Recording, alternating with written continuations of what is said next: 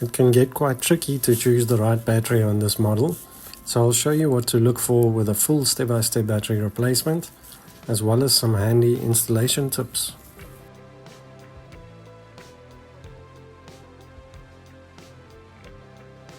The bonnet can also extend to the service position by pressing these red tabs on the dampers, or if you don't have those, pushing the bonnet further up. We'll start by unclipping these three latches on the pollen filter housing.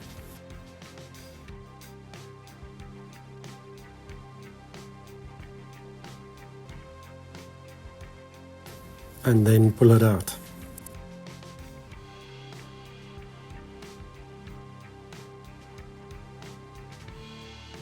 It's good practice to remove the negative terminal completely before working on anything else, but I made a separate video explaining all of that, so I'll post a link at the end of this video.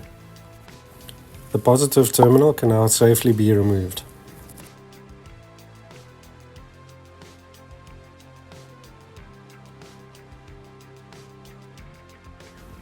The retaining bracket can have 1 or 2 bolts, but they should both be on the side here, so go ahead and remove those.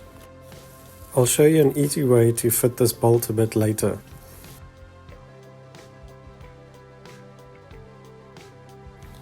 If you find these videos helpful, I hope we've earned your subscription by now, but even a like or a super thanks will be appreciated.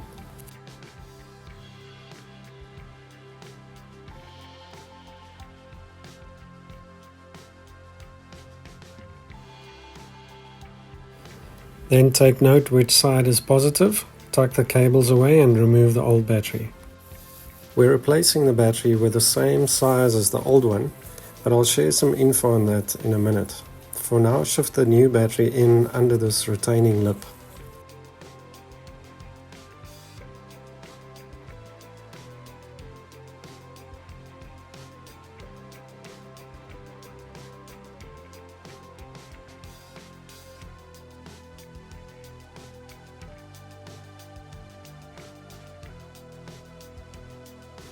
For the retaining bracket, instead of dropping the bolt like I did, put some press stick or sticky tape on it for easy fitment.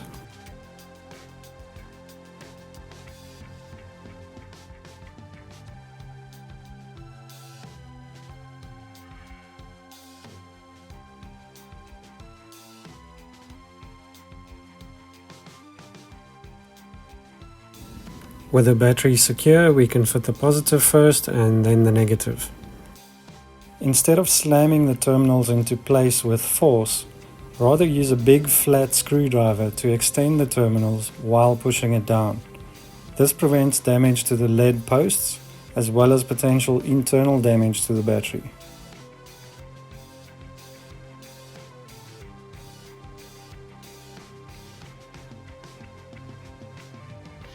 The best approach when choosing a battery is to match the battery type and get as close as possible to the amp hour rating of the old one. This can be 70 or 80 amp hours and flooded or AGM battery type. What's important is to replace AGM with AGM only, but I'll leave some links in the description for the battery size used in this video. When installing the pollen filter housing, line up this pin with this slot over here. Battery registration or BMS reset is generally not required on these earlier model W204s, but it wouldn't do any harm to check if you have a scan tool. Let us know in the comments if you've done a successful BMS reset on your model. There's a sequence for disconnecting and connecting the terminals, and it's all explained in this next video.